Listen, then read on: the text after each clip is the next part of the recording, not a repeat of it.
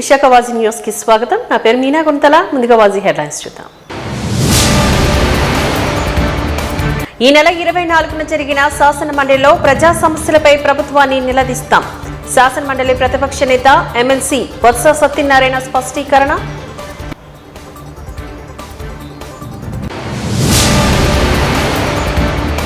ఆదివాసీలపై మారణకాండ ఆపి ఆపరేషన్ కగార్ని నిలిపివేయాలి. అటవీ సంపదను కార్పొరేటర్లకు అప్పగించే విధానాన్ని మోడీ ఉపసంహరించుకోవాలి. వామపక్ష ఆదివాసీ హక్కుల దళిత ప్రజా సంఘాల నేతల డిమాండ్.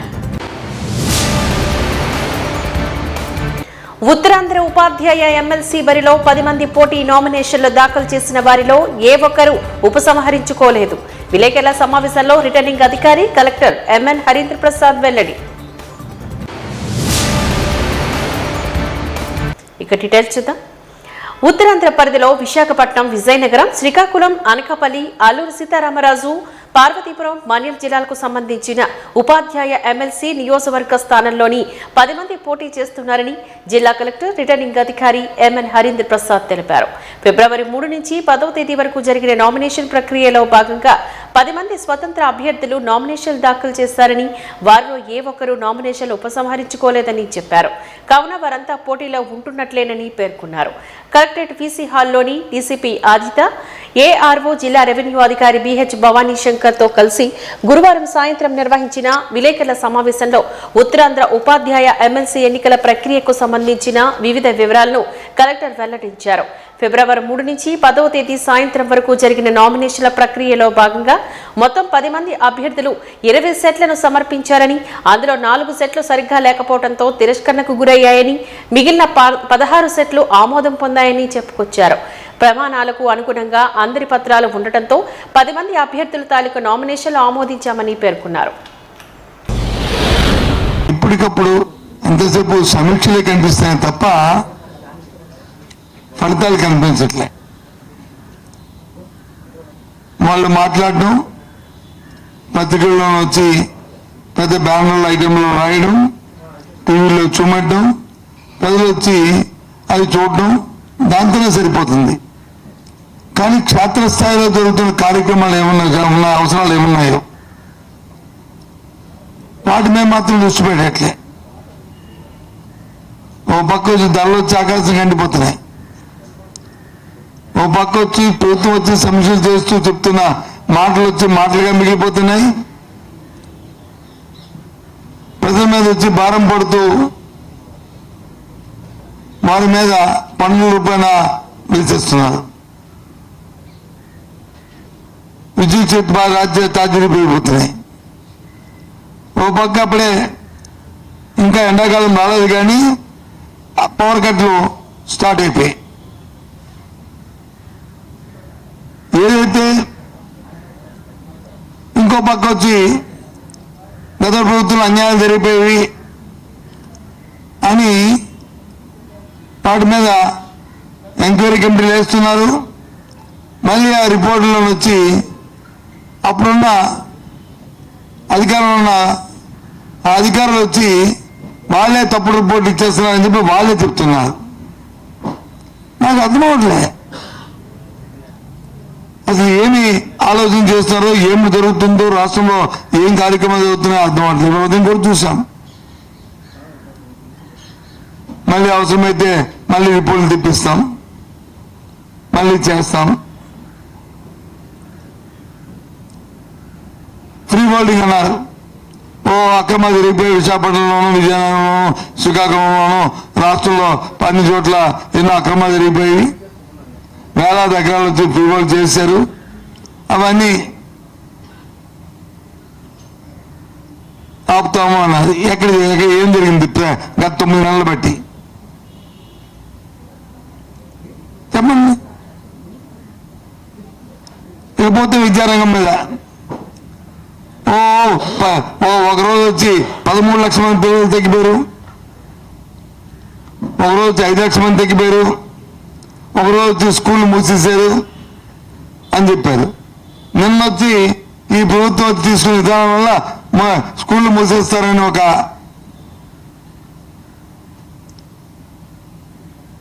తల్లిదండ్రుల నుంచి అలాగే అధ్యాపకుల నుంచి రాగానే ఒక స్కూల్కి మిమ్మల్ని తిరిగి వాళ్ళే స్టేట్మెంట్ ఇస్తున్నారు.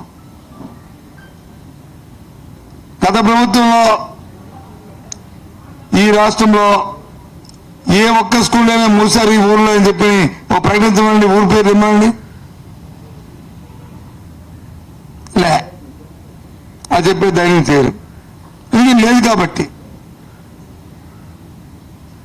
ప్రభుత్వం మారిన ప్రభుత్వాలు వాళ్ళ విధానాలు ఉంటాయి. ఇవాళ నీతి ఆయోగ్ చెప్పింది, ఏదైతే ఇంగ్లీష్ మీడియంలో ఆ విద్యార్థులకి దాని మీద పట్టుతో ఉండబట్టే కాంపిటేటివ్ ఎగ్జామ్స్ లో ఎక్కువగా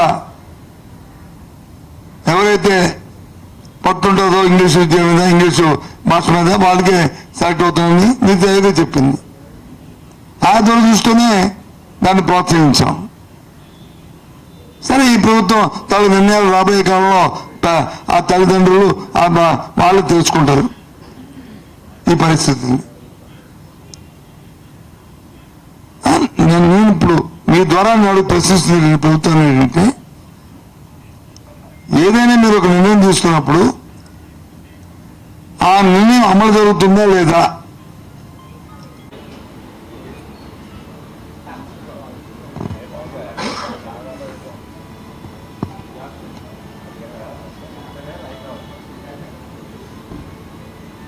మాట్లాడుతుంది. మీ పరిపాలనలో మీ విధానం ఎదుర్కొంటే మాకు సంబంధం లే, కానీ దానివల్ల ప్రజలకి ఇబ్బంది జరగకూడదు. సాక్షాత్ ముఖ్యమంత్రి నోటంటే నేను టీవీలో చూశాను. ఒక్కో డిపార్ట్మెంట్లో 7,000 నుంచి 10,000 ఫైల్స్ ఈ 9 నెలల్లో ఉండిపోయాయి. ఎందుకు ఉండిపోతాయి? ఎందుకు ఆగాలి? ఎందుకు ఆగుతున్నాయి? కారణాలు ఏంటి అంటే, అధికారులకి ప్రజాప్రతినిధులకి సంబంధం లేకపోవడం వల్ల ఆ కార్యక్రమాలు జరుగుతున్నాయి. లేదా అధికారుల తాలూకు పేషలు కానీ, మంత్రుల పేషలు కానీ పరిశ్రమైన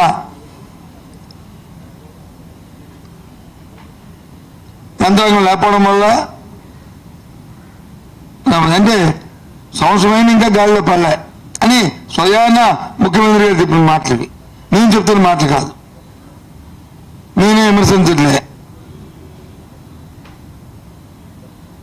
ప్రజాస్వామ్యంలో 5 సంవత్సరాలే టైము, మళ్ళీ 5 సంవత్సరాలు ప్రజలకు వెళ్తాం.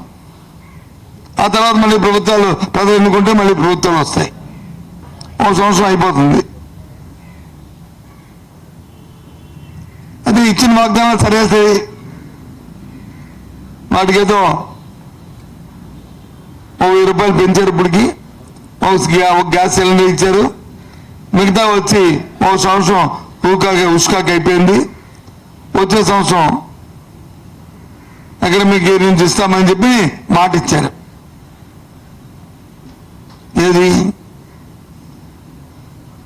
తల్లి మా గత ప్రభుత్వం వచ్చి అమ్మఒడి, ఈ ప్రభుత్వం వచ్చి తల్లికి వందనం ఆ పథకం.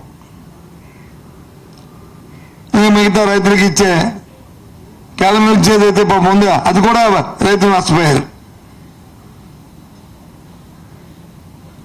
ఇచ్చిన డబ్బుని రైతులకు రానిలే. ఎందుకు? దాని మ్యాచింగ్ 20,000 రూపాయలు ఇస్తానని చెప్పి దాన్ని కూడా రైతులకు అందరికంట ఈ సంవత్సరం చేశారు. కొన్ని వైపుపోయావు. ఆ కేంద్రం ఆ ఇచ్చిన డబ్బుని రైతులకు ఇస్తే సరిపోయి ఇవ్వచ్చు కదా, అది కూడా ఇవ్వలే. అది కూడా వచ్చే సంవత్సరంకి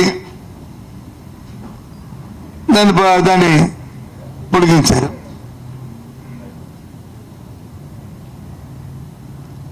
మరి ఏంటి ఇది? సరే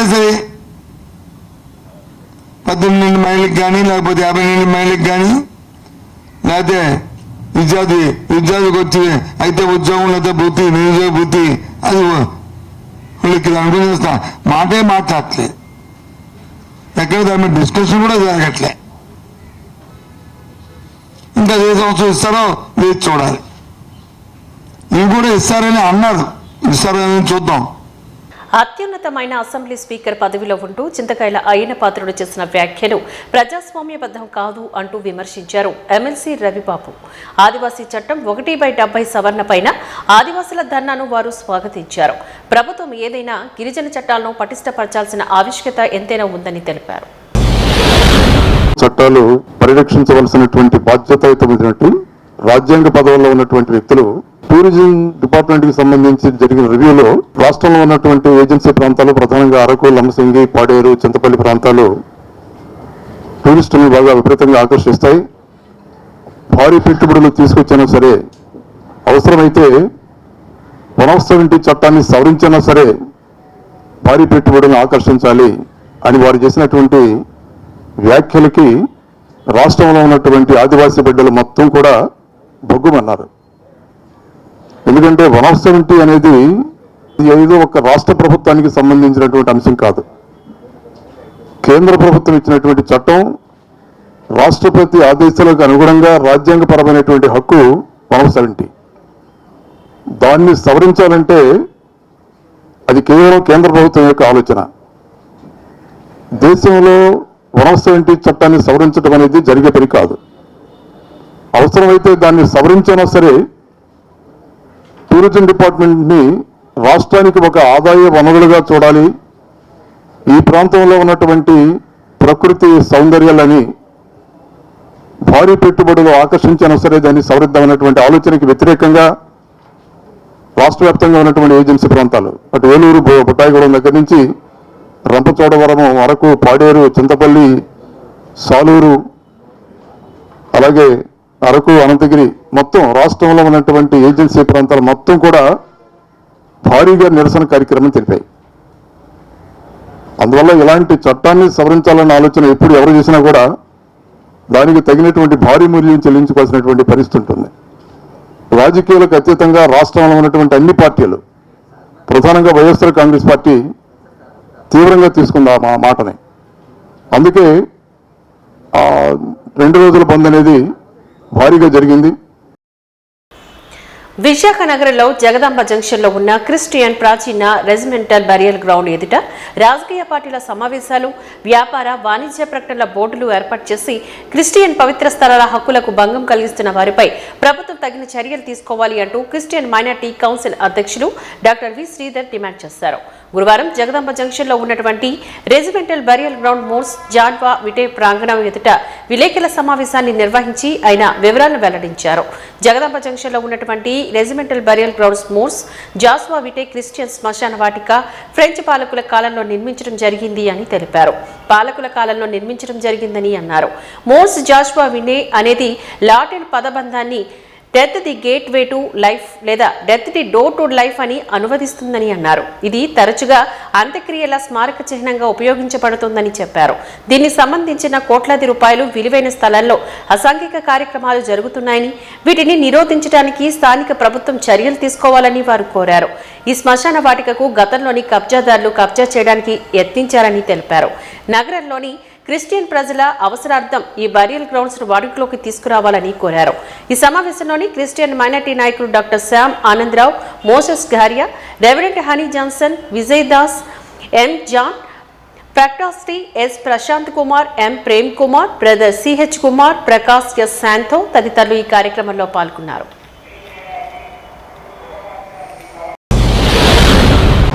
ఈ రెజిమెంటల్ బరియల్ గ్రౌండ్ క్లీన్ చేయడానికి, శుభ్రపరచడానికి, చాలా నీట్గా ఉంచడానికి రాబోయే ఈస్టర్లో అది మాకు ముఖ్యమైన ఇది కాబట్టి ఫెస్టివల్ లాగా ఉంటుంది కాబట్టి అది క్లీన్ చేసి శుభ్రపరచాలని చెప్పి ఉద్దేశంతో మేము ఇక్కడ నీట్గా ఉంచాలని చెప్పి మేము ఇక్కడికి వచ్చాం. దానికోసం మేము చేస్తున్నాం, కార్యక్రమాన్ని ఏర్పాటు చేసాం. మేము క్రైస్తవ స్వచ్ఛంద సంస్థ క్రైస్తవ సామాజిక కార్యక్రమాలు చేపడుతున్నాం.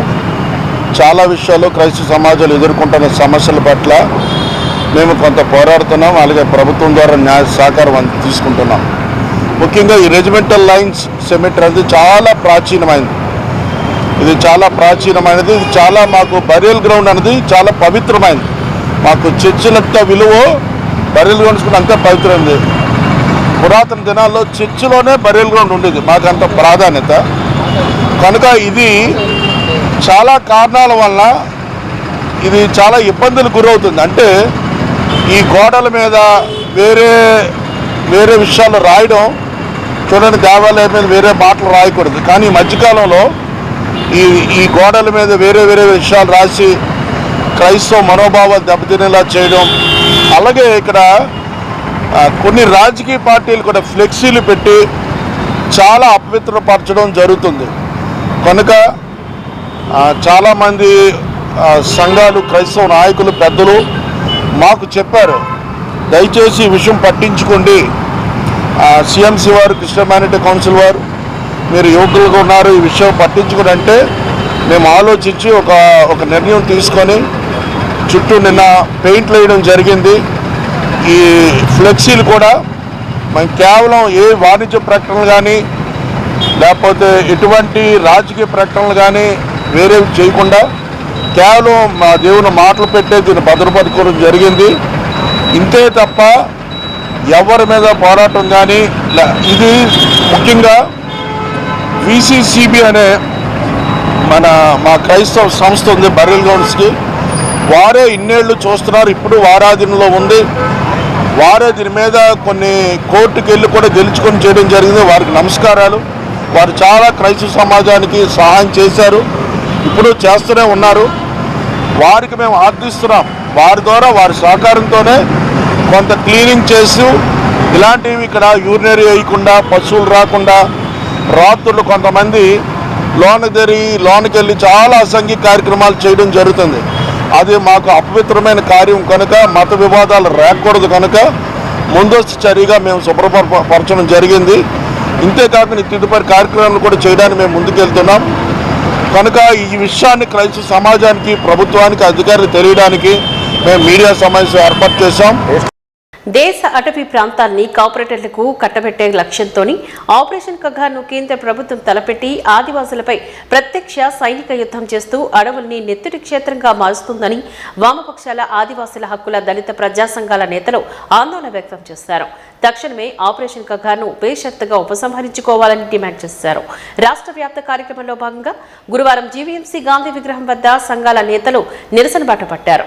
ఈ మేరకు వారు మీడియాతో మాట్లాడుతూ గతేడాదిగా బస్తర్ అంబుల్కర్ అడవుల్లోని కేంద్ర ప్రభుత్వం ఊచకొత్త సాగిస్తుందని ఆరోపించారు. మావోయిస్టుల పేరుతో అడవుల్ని కార్పొరేటర్లకు అప్పగించే లక్ష్యంతో ఆదివాసుల్ని పూటకపు ఎదురుకాల్పులు చేస్తోంది అంటూ ఆరోపించారు.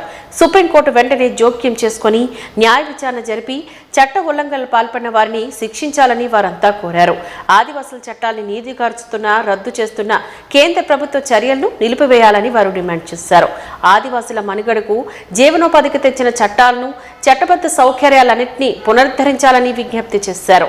అదేవిధంగా ఏపీలో కూడా అటవీ ప్రాంతాల సంపదను కార్పొరేటర్లకు కట్టబెట్టే ప్రయత్నాలను ఉపసంహరించుకోవాలని వారు కోరారు.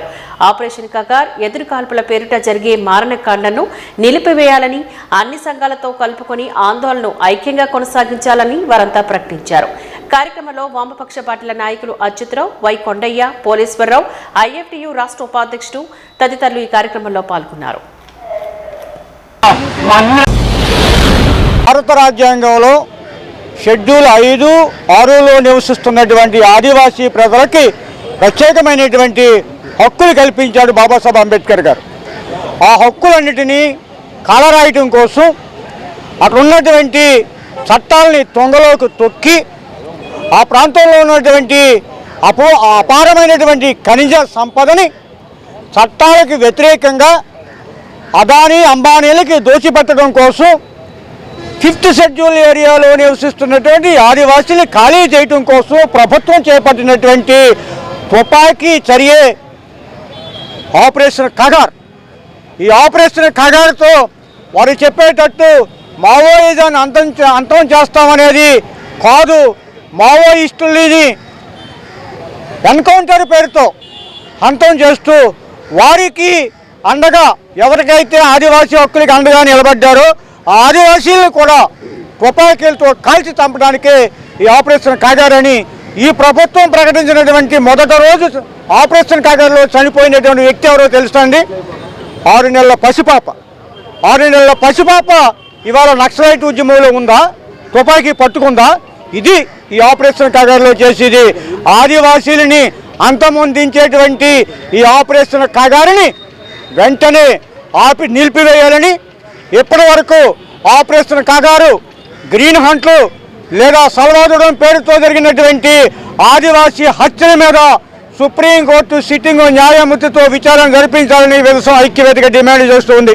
దేశంలో ఆపరేషన్ కగారు పేరుతోటి కేంద్ర ప్రభుత్వం ఆదివాసీలపై పెద్ద ఎత్తున మానకాండ చేపడతా ఉంది. వందలాది మంది ఆదివాసీల్ని, వేలాది మంది, లక్షలాది మంది సైనిక బలగాల్ని ఉపయోగించి హత్యాకాండకు పూనుకుంటా ఉంది. ఆదివాసీ ప్రాంతాల్లో నిక్షిప్తమైనటువంటి ఖనిజ సంపదల్ని, సహజ సంపదల్ని, అటవీ సంపదలన్నీ కూడా కొల్లగొట్టుకెళ్ళడానికి ఇలా ఆదివాసీలు ఆటంకంగా ఉన్నారని కేంద్ర రాష్ట్ర ప్రభుత్వాలు భావిస్తూ ఉన్నాయి. అందుకనే కేంద్ర రాష్ట్ర ప్రభుత్వాలు ఇలా ఆదివాసీలపైన పెద్ద ఎత్తున దాడికి పూనుకుంటూ ఉన్నాయి. దానిలో భాగంగానే అనేక రకాల పథకాలు ఇప్పుడు దాకా చేపట్టారు. దానిలో భాగంగా ఆపరేషన్ కాగారు అనే కొత్త దీన్ని తీసుకొచ్చి ఇలా పెద్ద ఎత్తున దాడికి పూనుకుంటూ ఉన్నారు. మావోయిస్టుల పేరుతోటి, మావోయిస్టులు ఏరివాస్తవం పేరుతోటి కేంద్ర ప్రభుత్వం చేసే ప్రకటనలన్నీ మావోయిస్టులు వేరేయడం కాదు, ఆదివాసీలను ఆ ప్రాంతాల నుంచి వేరేయాలనే లక్ష్యాన్ని దాన్ని కలిగి ఉంది. కేంద్ర ప్రభుత్వమే మొత్తం అక్కడున్నటువంటి సంపదలంతా కట్టబెట్టడానికి కార్పొరేట్ శక్తులకి ఆ భూములు అప్పచేయడం పూనుకుంటా ఉంది. దానిలో భాగంగానే ఈ పథకం చేపడుతుందని చెప్పేసి మేము స్పష్టంగా భావిస్తూ ఉన్నాం. ఎందుకంటే రాజ్యాంగబద్ధంగా కానీ, చట్టబద్ధంగా కానీ, అటవీ హక్కుల చట్టాల ప్రకారం కానీ, రాజ్యాంగం ప్రకారం కానీ ఈనాడు ఆపరేషన్ కాగారు పేరుతోటి ఆదివాసీలను అక్కడి నుంచి తరిమేయడానికి ఏదైతే కేంద్ర ప్రభుత్వం కుట్ర చేస్తూ ఉందో దానిలో ఆ చోటే లేదు, అవకాశం లేదు.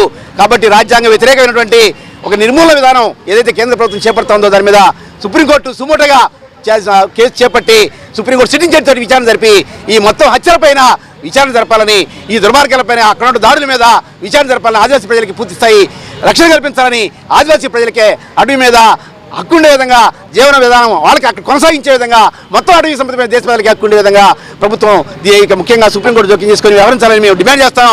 అదే సందర్భంలో ఈ రాష్ట్రంలో, ఈ దేశంలో ఉన్నటువంటి వామపక్ష పార్టీలు, ప్రజా సంఘాలు, అదేవిధంగా దళిత సంఘాలు, ఆదివాసీ సంఘాలు, హక్కుల సంఘాలన్నీ కూడా కలిసి ఈనాడు ఈ ప్రభుత్వం చేస్తున్న ఈ దుర్మార్గానికి వ్యతిరేకంగా అనివార్యమైనటువంటి పరిస్థితిలో ఈ ఉద్యమాలు చేపట్టాల్సి వస్తుంది. కాబట్టి ఈ ఉద్యమాలైనా, అటవీ ప్రాంతాల్లో ఉద్యమాలైనా, లేదా అటవీ ప్రాంతాల్లో మావోయిస్టు తుపాకులు పనిచేసినా ఇవన్నీ కూడా ప్రజల యొక్క నిత్యం ఎదుర్కొనేటువంటి డిమాండ్లు, నిత్యం ఎదుర్కొనే సమస్యల్ని డిమాండ్గా మార్చి పనిచేస్తున్న పరిస్థితి ఉంది. కాబట్టి వాటి పరిష్కారానికి పూనుకోవడమే దానికి పరిష్కార మార్గం తప్ప ఆయుధాలు ప్రయోగించి, సాయుధ బలగాలు దించి వాళ్ళని అంతం చేద్దాం, నిర్మూలిద్దాం, 2026 మార్చికల్ని తొలగిస్తాననేటువంటి విధానాన్ని రిద్దంగా వెనక్కి తీసుకోవాలని, ఆపరేషన్ గారిని రద్దు చేయాలని మేము సంఘాలుగా, పార్టీలుగా డిమాండ్ చేస్తున్నాం. విశాఖ లలిత నగర్లో లలితా పీఠంలో బ్రహ్మోత్సవాలు ఘనంగా ముగిశాయి. ఉత్సవాల్లో భాగంగా లలితా కామేశ్వరుల కళ్యాణోత్సవాన్ని పురస్కరించుకొని ఉత్సవమూర్తులకు ప్రత్యేక పూజలు, విశేష అభిషేకాలు నిర్వహించారు. కుర్తాలం సిద్ధేశ్వరి పీఠాధిపతులు జగద్గురు సిద్ధేశ్వరానంద భారతీ మహాస్వామి దివ్య ఆశీస్సులతో జరుగుతున్న బ్రహ్మోత్సవాలకు సిద్ధేశ్వరి పీఠం ఉత్తరాధికారి దత్తేశ్వరానంద భారతీ స్వామి హాజరయ్యారు. స్వామి పర్యవేక్షణలో కుర్తాల పీఠ పురోహితులు మాచపురు రమేష్ శర్మ ఆధ్వర్యంలో లలితా కామేశ్వరులకు పూజాధికాలు, అభిషేకాలు జరిపించారు. వేద మంత్రాలు, మంగళ వాయిద్యాల నడుమ ఉత్సవమూర్తులకు మంగళ స్నానం వైభవంగా జరిగింది. అనంతరం అన్నాభిషేకాన్ని నిర్వహించారు. పరిసర ప్రాంతాల నుంచి భక్తులు తరలివచ్చి పూజలు చేసి తరించారు. అనంతరం భక్తులకు పెద్ద ఎత్తున అన్నప్రసాదాన్ని వడ్డించారు. ఈ నెల 12 వరకు లలితాపీఠంలో జరిగిన బ్రహ్మోత్సవాల్లో పాల్గొనేందుకు వచ్చామని కుర్తాలం పీఠం ఉత్తరాధికారి దత్తేశ్వరానంద భారతీ స్వామి సెలవిచ్చారు. తొలిసారిగా లలితా కామేశ్వరుల కళ్యాణం తమ పర్యవేక్షణలో జరగడం చాలా ఆనందంగా ఉందని చెప్పారు. బ్రహ్మోత్సవాల్లో భాగంగా లలితా కామేశ్వరుల కళ్యాణోత్సవం సందర్భంగా పంచామృతాలు, పసుపు, కుంకుమ, చందనం, పండ్ల రసాల అభిషేకంతో పాటు అన్నాభిషేకాన్ని కూడా నిర్వహించి మంగళ స్నానం శాస్త్రోక్తంగా నిర్వహించామని చెప్పారు. సాయంత్రం కళ్యాణోత్సవం ఘనంగా జరిగిందని అన్నారు. ఆఖరి రోజు గురు పూజోత్సవంతో కార్యక్రమంలో ఏర్పాటు చేసిన పులివేషాలు, కళారూపాలు, సాంస్కృతిక కార్యక్రమాలు విశేషంగా అందరినీ అలరించాయి.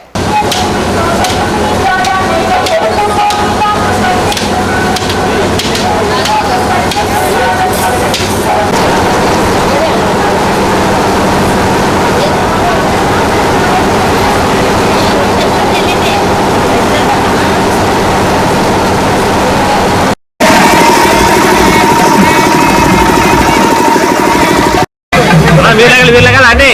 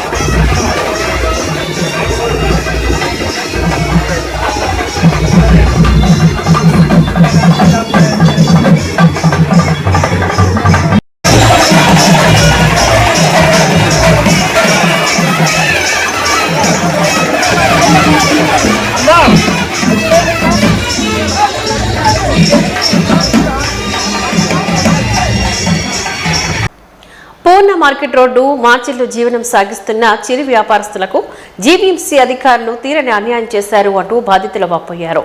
చిరు వ్యాపారస్తులు జీవీఎంసీ ప్రధాన కార్యాలయం వద్ద ధర్నాను చేపట్టారు. ఈ సందర్భంగా వారు మాట్లాడుతూ పూర్ణ మార్కెట్ రోడ్లపైన గంపలు, తోపుడు బండ్లతోని పండ్లు, పువ్వులు అమ్ముకొని జీవనం సాగిస్తున్న చిరు వ్యాపారస్తులను అక్కడి నుంచి పూర్తిగా తొలగించడం దుర్మార్గమని ఆరోపించారు. పూర్ణ మార్కెట్ పూర్తిగా జీవీఎంసీ ఆధీనంలో ఉందని, అక్కడ వ్యాపారాలపై ఏదైనా నిర్ణయం తీసుకోవాలి అంటే కౌన్సిల్లో తీర్మానం చేయాల్సిన ఆవశ్యకత ఎంతైనా ఉందని పలువురు నాయకులు తెలిపారు. ఎటువంటి పద్ధతిని అవలంబించకుండా పోలీసులు జోక్యం చేసుకుని దూకుడుగా వ్యవహరించడం దారుణమని వాపోయారు. ప్రత్యామ్నాయ స్థలాన్ని వారికి కేటాయించాలి అంటూ వారు డిమాండ్ చేశారు.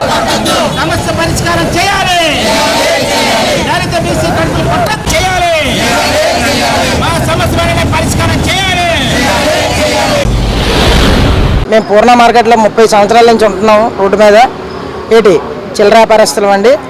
అలాగే ఏ పార్టీ వాళ్ళు కూడా మమ్మల్ని పోలీసు వాళ్ళు కానీ మున్సిపాలిటీ వాళ్ళు కానీ చాలా ఘోరంగా తీయించేశారు. ఇలా 3 రోజులు అయింది. కనీసం ఎవరు మమ్మల్ని ఆదుకోలేదు. సుబ్బారావు గారు నేను ఉన్నాను అనేసి అని మా అన్నలాగా మాకు ముందుకు వచ్చి మమ్మల్ని అన్ని రకాలుగా సహకరించి కమిషనర్ గారికి, సిఏ గారి దగ్గరికి, తర్వాత ఏమో ఇవాళ మున్సిపల్ కమిషనర్ దగ్గరికి, నిన్న కలెక్టర్ దగ్గరికి వెళ్ళామండి. కలెక్టర్ గారికి లెటర్ ఇచ్చాం, కమిషనర్కి లెటర్ ఇచ్చాం. ఇప్పుడు కమిషనర్ దగ్గరికి వచ్చాం, మున్సిపల్ కమిషనర్ దగ్గరికి. మున్సిపల్ కమిషనర్ కూడా మా బాధ ఏదో ఎన్నిక ఇచ్చి కూడా ఎందుకు వచ్చాం. కనీసం మమ్మల్ని చూసి గేట్లు వేసేసారు. మమ్మల్ని ఎవరో పట్టించుకున్న నాదులే లేరు. ఎలక్షన్ వస్తే మాత్రం మేమున్నాం అని సరే అందరూ ఓట్లకు వస్తారు. కనీసం ఈరోజు ఆదుకోవడానికి ఎవరు లేరు. ఏ పార్టీ వాళ్ళు రాలేదు మా దగ్గరికి. ఈ అన్న సుబ్బారావు అన్న మాత్రం నేను ఉన్నాను రండి, మీకు ఎందుకు అనేసి అని ముందుకు నడిపిస్తాను, మీ దుకాణాల గురించి నేను పోరాడతాననేసి అని మమ్మల్ని అన్ని రకాలుగా సహకరించి అతను తెల్లారిసరికి మాకన్నా ముందు వచ్చి మమ్మల్ని నడిపించి చేసి మా దుకాణాలు మాకు ఇప్పిస్తామనేసి అని మాతో పోరాడుతున్నాడు. జిల్లా కలెక్టర్ గారిని, పోలీస్ కమిషనర్ గారిని కలవడం జరిగింది. నిన్న కలిసినప్పుడు భవానీ శంకర్ గారు తీసుకున్నారు మెమోరాండం. ఇది గవర్నమెంట్ ప్లేసా ప్రైవేట్ ప్లేస్ అని అడిగారు. గవర్నమెంట్ ప్లేస్ అని చెప్పడం అనేది జరిగింది. పూర్ణ మార్కెట్ దీనికి 150 సంవత్సరాల చరిత్ర ఉందండి. ఈ 150 సంవత్సరాల చరిత్రలోనూ ఇలా తీయడం అనేది ఇది అలవాటు అయిపోయింది. వీళ్ళకి 90 రోజులు సమస్య పరిష్కారంలో చేయాలి, అవన్నీ కూడా లేవు. కనీసం పోలీసులు ఎవరైతే రెవెన్యూ డిపార్ట్మెంట్ వచ్చి ఖాళీ చేయాలా లేదనేది వాళ్ళు చెప్పాలి.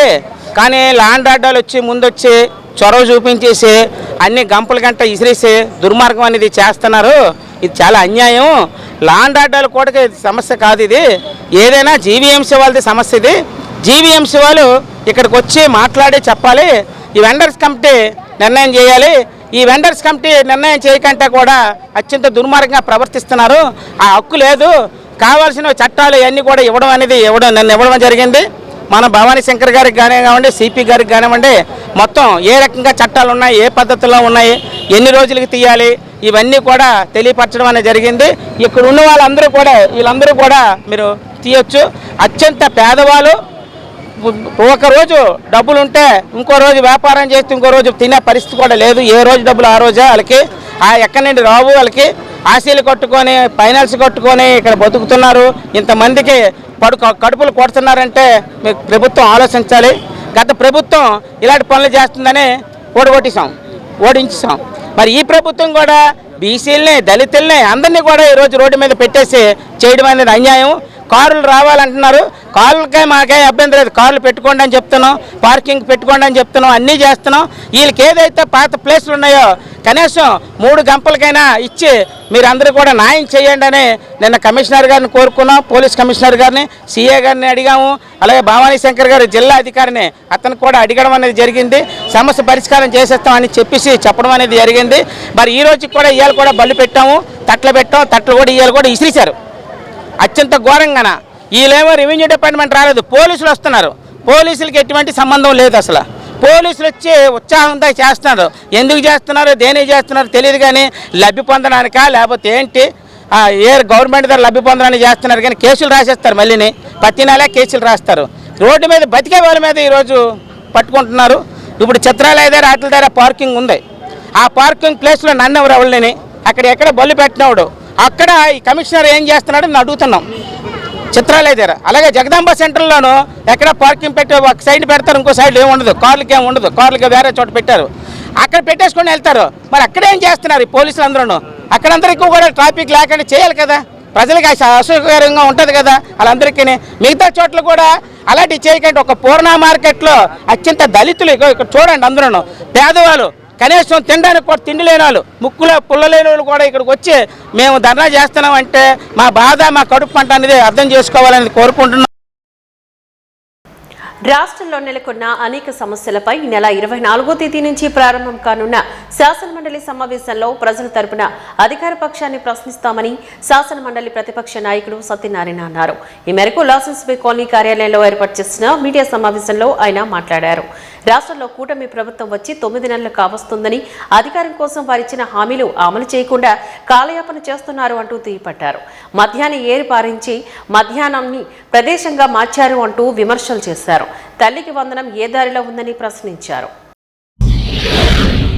సో ఈ టీచర్స్ కాన్స్టిట్యుయెన్సీ ఎలక్షన్స్ చూస్తే 3వ తారీఖు ఫిబ్రవరి నెల 2025 మనము ఎలక్షన్ నోటిఫికేషన్ జారీ చేయడం జరిగింది. ఆ రోజు నుంచే నామినేషన్ స్వీకరణ ప్రారంభమైంది.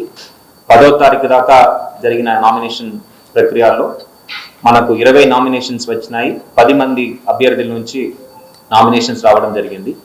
ఈ నామినేషన్ స్క్రూటినీ అనేది 11వ తారీఖు ఫిబ్రవరి నెల చేపట్టడం జరిగింది. ఈ స్క్రూటినీ ప్రాసెస్లో 4 నామినేషన్స్ రిజెక్ట్ చేయడం జరిగింది, 16 నామినేషన్స్ అక్సెప్ట్ చేయడం జరిగింది. ఈ ప్రాసెస్లో బరిలో ఉన్న 10 మంది నామినేషన్స్ కూడా అక్సెప్ట్ చేయడం జరిగింది. విత్డ్రాయల్ ప్రక్రియ అనేది ఈరోజు కంప్లీట్ అయింది.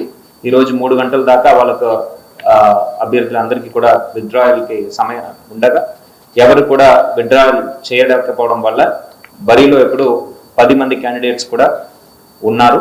ఈ 10 మంది క్యాండిడేట్స్ కూడా రానున్న ఎలక్షన్స్లో కంటెస్ట్ చేయడం జరుగుతుంది. మన ఎలక్షన్ డేట్ అనేది 27 ఫిబ్రవరి 2025, 27 ఫిబ్రవరి 2025 పొద్దున 8 గంటల నుంచి సాయంత్రం 4 గంటల దాకా ఈ ఎలక్షన్ ప్రక్రియ జరుగుతుంది. ఈ ఎలక్షన్లో టీచర్స్ అందరూ కూడా ఓటర్స్గా నమోదు కాబడి ఉన్నారు. మొత్తం సంఖ్య చూస్తే ఎలక్టర్స్ ఒక సంఖ్య చూస్తే మేల్ ఎలక్టర్స్ తీసుకుంటే 13,580 మంది 13,508 ఎలక్టర్స్ అంటే ఫీమేల్ ఎలక్టర్స్ వచ్చేటప్పటికి మహిళలు వచ్చేటప్పటికి 8,985 8,985 ఎలక్టర్స్ అదే. మొత్తం మీద 22,493 22,493 ఎలక్టర్స్ అర్హత కలిగి ఉన్నారు ఓటు వేయడానికి. సో వీళ్ళందరూ కూడా 27వ తారీఖు ఫిబ్రవరి నెల మార్నింగ్ 8 నుంచి సాయంత్రం 4 గంటల దాకా మనము నోటిఫై చేసిన పోలింగ్ కేంద్రాల్లో వాళ్ళ యొక్క ఓటు హక్కుని వినియోగించుకోవడం జరుగుతుంది. సో మన నియోజకవర్గం ప్రస్తుతం ఉన్న 6 జిల్లాల్లో స్ప్రెడ్ అయి ఉన్నాయి. ముందు ఉన్న ఉమ్మడి 3 జిల్లాలు 2022లో 6 జిల్లాలుగా విడగొట్టడం జరిగింది. సో శ్రీకాకుళం, విజయనగరం, పార్వతీపురం మన్యం, అల్లూరి సీతారామరాజు, విశాఖపట్నం, అనకాపల్లి ఈ 6 జిల్లాల్లో ఉన్న 123 పోలింగ్ కేంద్రాల్లో వాళ్ళు ఒక ఓటు హక్కుని వినియోగించుకోవడం జరుగుతుంది. ఈ పోలింగ్ కేంద్రాలన్నీ కూడా ఎలక్షన్ కమిషన్ వారు ఆమోదించడం జరిగింది. ఈ పోలింగ్ కేంద్రాల అన్నింటిలో కూడా అష్యూర్డ్ మినిమం ఫెసిలిటీస్ అంటే drinking water, ramp, electricity, toilets ఇవన్నీ కూడా ఫర్నిచర్ ఇవన్నీ కూడా ప్రొవైడ్ చేయడం జరుగుతుంది. అక్కడ షేడ్ అవన్నీ కూడా ఏర్పాటు చేయడం జరుగుతుంది. వాలంటీర్స్ ద్వారా మనకు ఎవరైనా మొబిలిటీకి హెల్ప్ చేయాలంటే కూడా అవన్నీ కూడా ఏర్పాటు చేయడం జరుగుతుంది. ఈ ఎలక్షన్ కార్యక్రమానికి సంబంధించిన జిల్లా స్థాయి బందోబస్తు ప్లాన్ కూడా మనం ఏర్పాటు చేసుకున్నాము. కావాల్సిన సెక్యూరిటీ అరేంజ్మెంట్స్ కూడా పోలీస్ శాఖ వారు ఒక సహకారంతో మనము ప్రొవైడ్ చేయడం జరుగుతుంది. పోలింగ్ ప్రాసెస్లో ఎటువంటి ఇబ్బంది లేకుండా ఏ ఓటర్ని వాళ్ళు ఎవరు ఫియర్ కానీ ఇంటిమిడేషన్ కానీ చేయకుండా ఈ ఎలక్షన్ ప్రాసెస్ని కండక్ట్ చేయడానికి పూర్తి స్థాయిలో అన్ని జిల్లా యంత్రాంగం కూడా సిద్ధంగా ఉన్నారు. సో పోలింగ్ పర్సనల్స్ కావాల్సిన సిబ్బంది మన దగ్గర ఉన్నారు. ప్రతి పోలింగ్ కేంద్రాల్లో కూడా 1+3 ఒక ప్రిసైడింగ్ ఆఫీసర్, 3 పోలింగ్ ఆఫీసర్ మనము డిప్లాయ్ చేయడం జరుగుతుంది. వీళ్ళందరూ కూడా మనము ఆల్రెడీ అపాయింట్మెంట్ ఆర్డర్ అనేది ఇష్యూ చేయడం జరుగుతున్నది. వీళ్ళ అందరికీ కూడా 2 రౌండ్ ట్రైనింగ్ మనము కండక్ట్ చేస్తూ వాళ్ళు సంబంధించిన పోలింగ్ స్టేషన్స్కి మనం కేటాయించడం జరుగుతుంది. సో అదేవిధంగా ఎలక్టార్స్ అందరికీ కూడా ఎలక్టార్క్ ఓటర్ ఇన్ఫర్మేషన్ స్లిప్స్ ఏ విధంగా మనము జనరల్ ఎలక్షన్స్కి ఇస్తామో ఆ విధంగా ఎమ్మెల్సీ ఎన్నికలకు కూడా ఇన్ఫర్మేషన్ స్లిప్స్ అనేది తయారు చేసి ఇవ్వడం జరుగుతుంది. దానికి సంబంధించిన ఏ విధంగా తయారు చేయాలి దాని ఒక ఫార్మాట్ అన్ని కూడా ఎలక్షన్ కమిషన్ వారు స్పష్టంగా మనకు తెలియచేయడం జరుగుతుంది. సో ఇవన్నీ కూడా వాళ్ళకి ఇవ్వడం జరుగుతుంది. అదేవిధంగా ఇక్కడ స్లిప్స్ పంచినప్పుడు స్లిప్స్ తీసుకోలేని వ్యక్తులు absentee, shifted and duplicate cases ఏదైనా ఉంటే కూడా ఆ లిస్ట్ కూడా తయారు చేసి పోలింగ్ సిబ్బందికి ఇచ్చి పంపడం జరుగుతుంది. సో ఏఎస్సీ లిస్ట్లో వచ్చిన వారు ఓటు వేసేటప్పుడు వాళ్ళని ప్రత్యేకంగా నమోదు చేసుకొని వాళ్ళకు ఓటు హక్కు కల్పించడం జరుగుతుంది. ఈ సైలెంట్ పీరియడ్ అనేటువంటి 48 hours ఇది క్లోజ్ ఆఫ్ పోల్కి 48 గంటల ముందు నుంచి ప్రారంభం అవుతుంది. మనకి close of poll is on 27th of February 4 PM కాబట్టి 25th February 4 గంటల నుంచి ఈ సైలెంట్ పీరియడ్ అనేది స్టార్ట్ అవుతుంది. ఈ సైలెంట్ పీరియడ్లో ఎటువంటి ఎలక్షనీరింగ్ ప్రాసెస్ ఏమీ జరగడానికి అవకాశం లేదు. సో ఇది ఆల్రెడీ కంటెస్టింగ్ క్యాండిడేట్స్తో ఒక సమావేశం ఏర్పాటు చేసుకుని వారికి వివరించడం జరిగింది. సో పోల్ 27 జరుగుతుంది. కౌంటింగ్ ప్రక్రియ 3వ తారీఖు జరుగుతుంది. 3rd of March 2025 will start from 8 AM. మనము కౌంటింగ్ సెంటర్ ప్రపోజల్స్ అన్ని కూడా ప్రతిపాదనలు అన్ని కూడా ఎలక్షన్ కమిషన్ వారికి పంపడం జరిగింది. ప్రస్తుతానికి ఇది ఆంధ్ర యూనివర్సిటీ ఇంజనీరింగ్ వింగ్లో ట్రిపుల్ బ్లాక్ ఇంజనీరింగ్ కాలేజ్లో ట్రిపుల్ బ్లాక్లో మనము ఏర్పాటు చేసుకోవడం జరుగుతుంది. సో దీనికి సంబంధించిన ఆమోదం రాగానే దీనికి పూర్తి వివరాలు అన్ని అందరి క్యాండిడేట్స్ కూడా ఇవ్వడం జరుగుతుంది. సో ఈ ఎలక్షన్ ప్రాసెస్లో ఎలక్షన్ ఏజెంట్ అపాయింట్ చేసుకోవడానికి అవకాశం ఉంది. అది కూడా కంటెస్టింగ్ క్యాండిడేట్స్ వివరించడం జరిగింది. అదేవిధంగా పోలింగ్ ఏజెంట్స్, కౌంటింగ్ ఏజెంట్స్ కూడా ఎటువంటి వ్యక్తులు వాళ్ళు వేసుకోవచ్చు, ఎవరు వేయకూడదు అనేది కూడా వాళ్ళకి స్పష్టంగా తెలియచేయడం జరిగింది. సో ఈ ఎలక్షన్ ప్రాసెస్ని మానిటర్ చేయడానికి మొత్తం మనము విశాఖపట్నం జిల్లా తీసుకుంటే మొత్తం 4 సెక్టార్స్ మనం ఏర్పాటు చేసుకోవడం జరిగింది. 4 రూట్ ఏర్పాటు చేసుకుని ఆ రూట్లో ఉన్న పోలింగ్ స్టేషన్స్ అన్నీ కూడా ఈ సెక్టర్ ఆఫీసర్స్ మనం మానిటర్ చేసుకోవడం జరుగుతుంది పోలింగ్ రోజున. అదేవిధంగా 13 పోలింగ్ కేంద్రాలు మన దగ్గర ఉన్నాయి, పోలింగ్ స్టేషన్స్. వాటికి అన్నిటికీ కూడా ప్రతి పోలింగ్ స్టేషన్లో ఒక బూత్ లెవెల్ ఆఫీసర్ నియమించడం జరుగుతుంది. మైక్రో అబ్జర్వర్స్ కూడా కేంద్ర ప్రభుత్వ శాఖ నుంచి వాళ్ళు ఒక సిబ్బందిని మనము వేయడం జరుగుతుంది. ఇదే కాకుండా మనము వీడియోగ్రఫీ అండ్ వెబ్కాస్టింగ్ అన్ని కూడా చేపట్టడం జరుగుతుంది. సో పూర్తి స్థాయిలో ఫేర్గా ట్రాన్స్పరెంట్గా ఈ ఎలక్షన్ చేపట్టడానికి మనము చర్యలు అనేవి తీసుకోవడం జరుగుతున్నది. సో ఫ్లయింగ్ స్క్వాడ్స్ ఆల్రెడీ మనము ఏర్పాటు చేసుకున్నాము. 11 మండలాల్లో ప్రతి మండలానికి ఒకటి అని ప్రతి మండలంలో ఒక ఫ్లయింగ్ స్క్వాడ్ ఏర్పాటు చేసుకున్నాము. అదేవిధంగా ఎంసీసీ టీమ్స్ కూడా వైలేషన్స్ లేకుండా మనం ఎంసీసీ టీమ్స్ కూడా ఏర్పాటు చేసుకోవడం జరిగింది. సో సెక్టర్ ఆఫీసర్స్ అదేవిధంగా సెక్టర్ పోలీస్ ఆఫీసర్స్ కూడా మనము ఏర్పాటు చేసుకున్నాము. వాళ్ళ పరిధిలో ఉన్న పోలింగ్ కేంద్రాలన్నీ కూడా వాళ్ళు విజిట్ చేసి ఆ పోలింగ్ స్టేషన్లో అన్ని సదుపాయాలు ఉన్నాయా, ఎక్కడైనా ఓటర్స్కి ఎటువంటి ఇబ్బందులు ఉన్నాయా అనేది కూడా వాళ్ళు తెలుసుకోవడం జరుగుతున్నది. సో పూర్తి స్థాయిలో మనము సిద్ధమవుతున్నాము. ఈ ఎలక్షన్ని ఫ్రీ, ఫేర్ అండ్ ట్రాన్స్పరెంట్ మేనర్లో కండక్ట్ చేయడానికి అన్ని జిల్లా యంత్రాంగం కూడా సిద్ధంగా ఉన్నామని ఈ సందర్భంగా తెలియజేస్తున్నాను.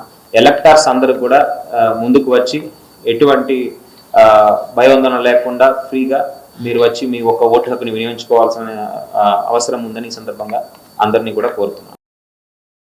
ప్రభుత్వ ఉద్యోగులందరూ బాధ్యతగా పనిచేయాలని, అందరూ బాధ్యతగా పనిచేసే వారి కంపెనీలను నిలబెట్టుకునే విధంగా దోహదపడాలి అని సంఘమిత్ర సోషల్ సర్వీస్ వ్యవస్థాపకుడు సంఘమిత్ర సూరిబాబు అన్నారు.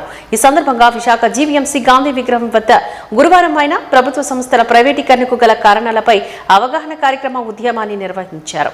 ఈ సందర్భంగా ఆయన మాట్లాడుతూ ప్రభుత్వ ఉద్యోగులందరూ ఒక చిన్న తప్పు చేయడం వల్ల మంచివారందరూ బాధ్యతగా పనిచేసినా బాధ్యతాయుతంగానే కష్టపడుతున్నారని, కానీ కొందరు ప్రభుత్వ ఉద్యోగులు పనిచేయని సోమరిపోతులా అప్పుడప్పుడు వచ్చి పూర్తి జీతం తీసుకుంటున్న మోసగాళ్ళని మీరు పట్టించుకోవడం వల్ల ఆయా వ్యవస్థలు పూర్తిగా విచ్ఛిన్నమవుతున్నాయని ఆరోపించారు.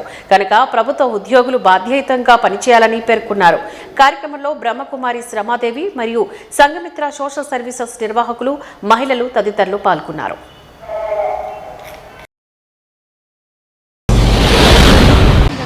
గత 22 సంవత్సరాలుగా ఎన్నో సేవా కార్యక్రమం చేస్తున్నాను.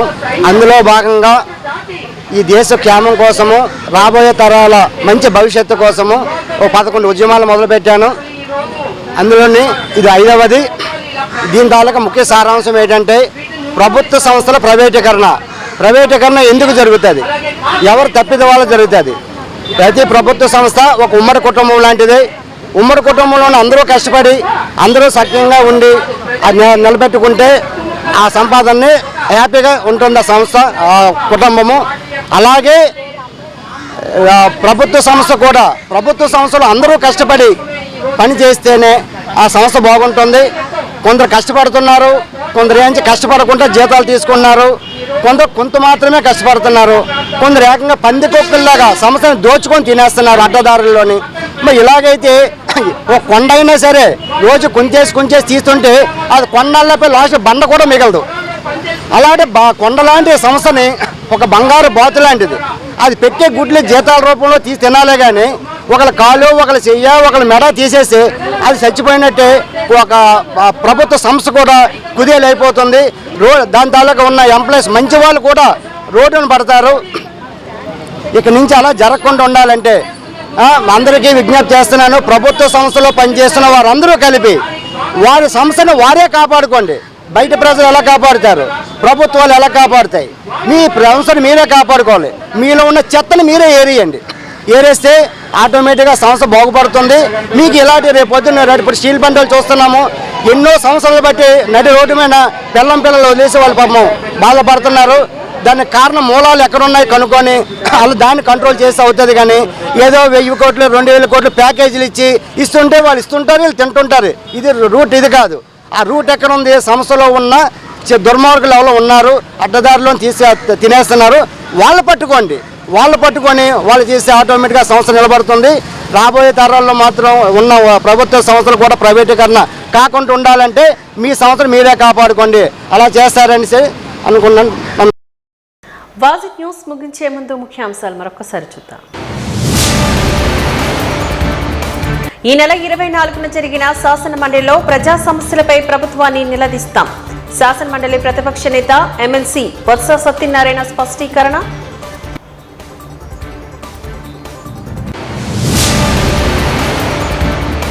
ఆదివాసీలపై మారణకాండ ఆపి ఆపరేషన్ కగార్ని నిలిపివేయాలి. అటవీ సంపదను కార్పొరేటర్లకు అప్పగించే విధానాన్ని మోడీ ఉపసంహరించుకోవాలి. వామపక్ష ఆదివాసీ హక్కుల, దళిత ప్రజా సంఘాల నేతల డిమాండ్. ఉత్తరాంధ్ర ఉపాధ్యాయ ఎమ్మెల్సీ బరిలో 10 మంది పోటీ నామినేషన్లు దాఖలు చేసిన వారిలో ఏ ఒక్కరూ ఉపసంహరించుకోలేదు. విలేకరుల సమావేశంలో రిటర్నింగ్ అధికారి కలెక్టర్ ఎంఎన్ హరీంద్ర ప్రసాద్ వెల్లడి. వాజీ న్యూస్ ఇంతటితో సమాప్తం. నమస్కారం.